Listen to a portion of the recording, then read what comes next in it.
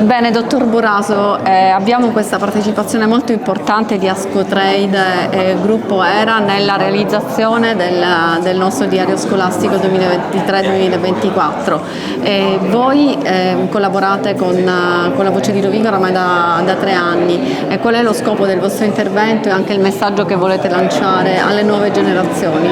Lo scopo del nostro intervento è quello innanzitutto di essere vicini al territorio in cui nasciamo, in cui operiamo quotidianamente. Anche quest'anno abbiamo voluto essere in particolare vicino alle famiglie, perché il diario è uno strumento che va come aiuto concreto alle famiglie, specialmente in un momento delicato come questo.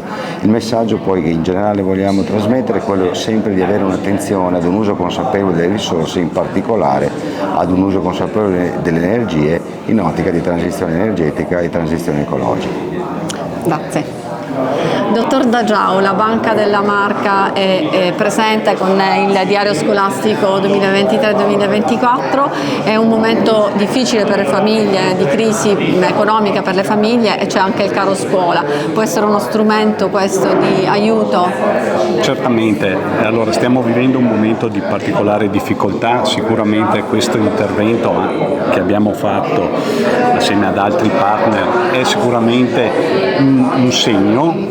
Ovviamente un diario non risolve i problemi di una famiglia, però come banca sempre attenta al territorio ci siamo prodigati proprio in questo periodo per venire incontro alle esigenze di difficoltà legate ai mutui, legate al caro vita, attraverso una disponibilità che deve un po' caratterizzarci come credito cooperativo. Grazie.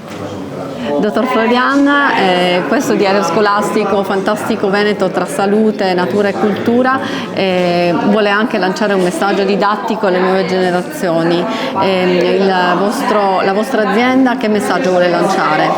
La nostra azienda è sempre stata molto attenta alle nuove generazioni. Questo diario si integra perfettamente in quelle che sono le iniziative e i progetti in essere. Non dimentichiamo che ogni anno ATS coinvolge più di 6.000 bambini in un percorso didattico che gli fa vedere l'acqua dall'origine, dalla fonte a quello che è l'ultimo passo, che è il processo depurativo. Quindi benvengano questi progetti, benvenga la sensibilizzazione del territorio attraverso la loro conoscenza. Grazie.